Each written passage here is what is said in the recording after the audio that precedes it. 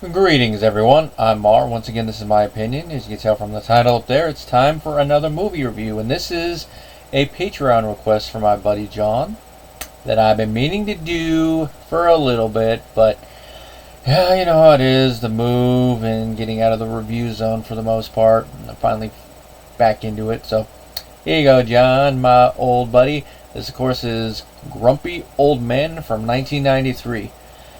Now, this film stars Walter Matthau and Jack Lemmon as our leads, Max and John. Just to get this out of the way first, Matthau and Lemmon were actors that I've been aware of, but I haven't really seen a lot of their work, just to rip this band-aid off. Matthau, of course, main thing I knew him from was a film from around the same time period and a childhood favorite. That, of course, being Dennis the Menace, where he was Mr. Wilson. Tastes like paint. And Lemmon, I haven't really seen a lot of the stuff he was in. The only film that I had seen with him that I could think of off the top of my head before this is actually a team-up that these two did later on. Partially based on the success of that one, and that was Out to Sea. And maybe that's a film to revisit down the road, along with watching the sequel to this one. Now, this film, there's a possibility that when I was a youth, I might have seen it, but I have no memory of it. That being said, it's a comedy film I wish I had seen earlier because I loved this movie. Just the humor, and you can really feel the chemistry between Matthau and Lemmon because they're friends and this is not their first rodeo. Now, the movie was made for $35.1 million and it made $80.5 million in 1993 money. So, I don't have the inflation calculator thing there, but even when you do the math and all that, and even beforehand, that's still over double it, so it made a little bit of a profit there. It's directed by Donald Petrie, if I'm pronouncing that right, who also did Mystic Pizza, Richie Rich, another childhood favorite, and Welcome to Mooseport, and it's from a screenplay by Mark Steven Johnson, who also wrote the sequel, Grumpier Old Men. He wrote Jack Frost 98, I'm assuming the one with Michael Keaton. Simon Birch. It's a film I'm also curious to watch because I remember the trailer, but I don't remember watching the film. And he also wrote and directed Daredevil 03.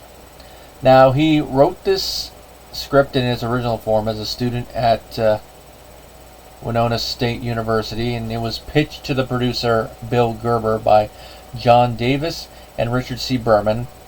And Johnson, of course, he envisioned Lemmon and Matthau in the role. And you can definitely tell that with the writing, that it was written with these two in mind to play these characters. Of course, Matthau, when he was approached, he was hesitant, but he was convinced by both Lemmon and his own son, Charles Matthau. Now, of course, in pre-production, they did rewrite the script to be a little bit more comedic, which has my curiosity piqued. Is like, if this is the more comedic version, what was the original script like? Was it a little bit more drama with some comedy in there? Because there is drama in this film, but it definitely leans a little bit more to the comedy thing. Now, give a little plot synopsis. It takes place in a town in Minnesota. It's winter. Lake is frozen over. Minnesota, land of 1,000 lakes, so there's got to be a lake somewhere in the plot. And we are introduced to our characters, Jack Lemmon's character, John, and Matthau's character, Max. They are neighbors, and you could tell that there's something wrong with their relationship. They're like cordial at moments, but then you can see there's something boiling under the surface. And of course, they play pranks on each other, including putting a dead fish in the other one's cars. They spend their days ice fishing. John, of course, sees his father, played, of course, beautifully by Burgess Meredith. Burgess Meredith, the perfect actor to play this crotchety old man that's probably a little senile. Now, everything seems to be going on as it has for a while.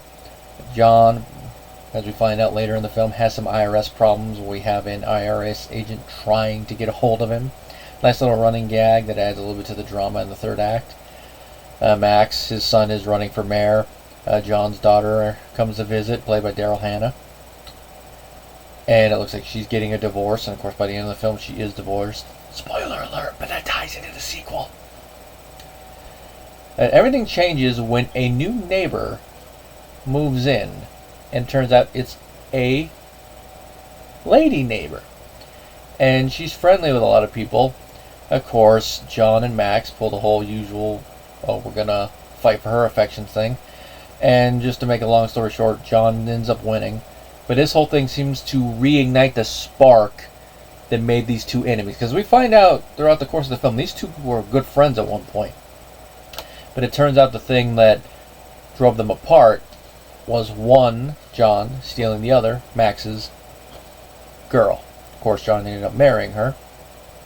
And there's a big old argument scene involving that. And these two even come to blows, which the filming of that scene actually delayed production by several months, which I wonder, with that $35 million budget, I wonder how much of that comes from cost overruns, or if they just completely shut the film down and everyone went to go work on other projects in the meantime. I mean, with union costs and all that, I would imagine that's what they would do. Now, what happened with that fight is Matthau contracted pneumonia while filming it, which, of course, given their advanced age at the time, was probably bad. And this is, I don't have a memory of it, but I've had pneumonia before, and that was when I was a baby. A baby and old people were not the best age ranges to get that, so I can just imagine if it delayed it by several months how Matthau must have been feeling. He was not in the funnest time there. Now, I'm not going to go too much more into the plot after that, but it does tie in a little bit with some of the stuff I've said. It does have a happy ending, and it is the ending this film definitely deserved. The only thing I'm going to say, John does get the girl, and I do love their romance. It definitely feels adult. It does feel a little rushed at times, but it feels genuine. I don't have the actress's name written here.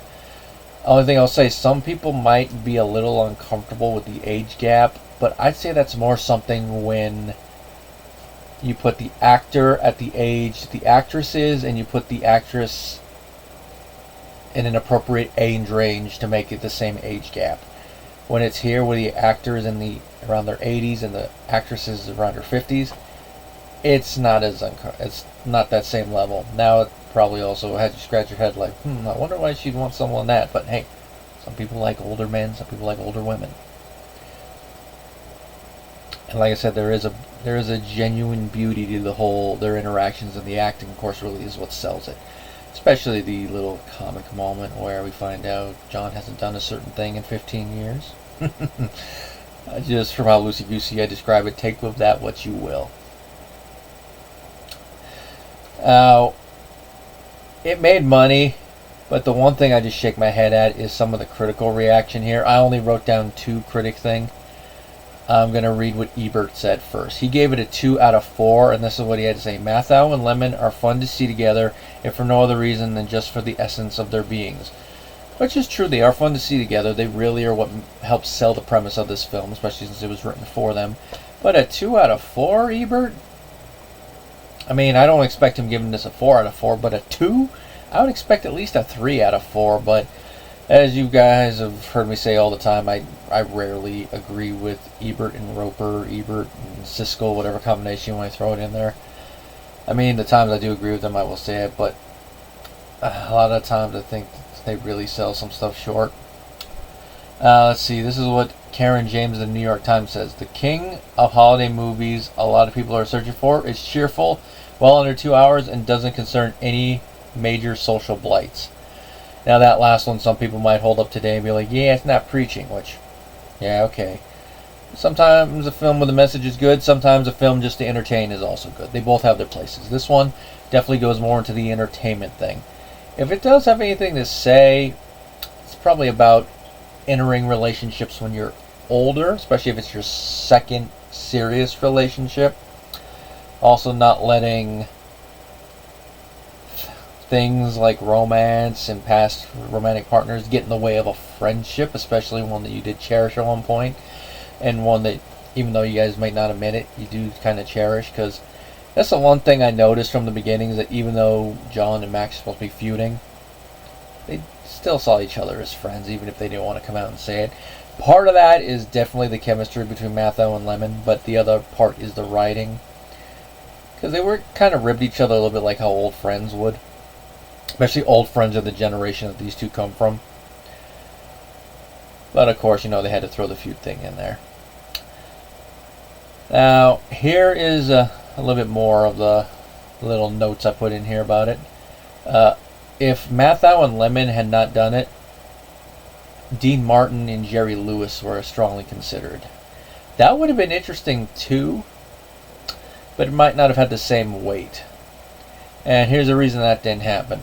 Martin's frail health caused him to decline. And then, of course, he died in December of '95, so we might not have gotten a sequel even if he'd been able to do it. And, of course, because of that, it looks like that'd be why Jerry decided to say no.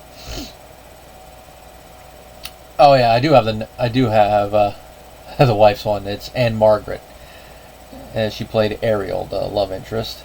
And then, of course, Jacob Goldman is played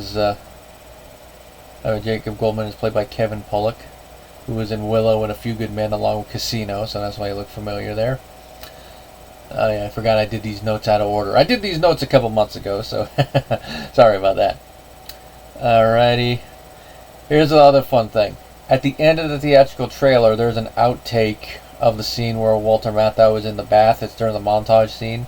He looks directly in the camera and he's like, "If I'd known there was going to be a nude scene, I would have asked for an extra $1 million." Just the way he says it, you can tell he's having fun with it. And they found it so hilarious, they used it as a post-credits scene because at the beginning of the credits, they do have some outtakes, and this is a good way to start the credits with outtakes. I love those type of things. And you can tell from those that they're having fun. And that is just one thing that sums up this film. It is fun. And if I haven't made it clear enough, it's one I really wish I had watched earlier.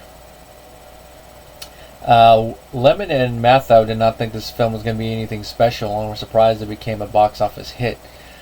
Which is a little surprising considering how much fun they seem to be having in the bloopers, but I guess it's one of those things where like the best times you have on the worst movies. So maybe they figure like, the movie, it's probably not going to do much, especially since we're not at the height of our career anymore.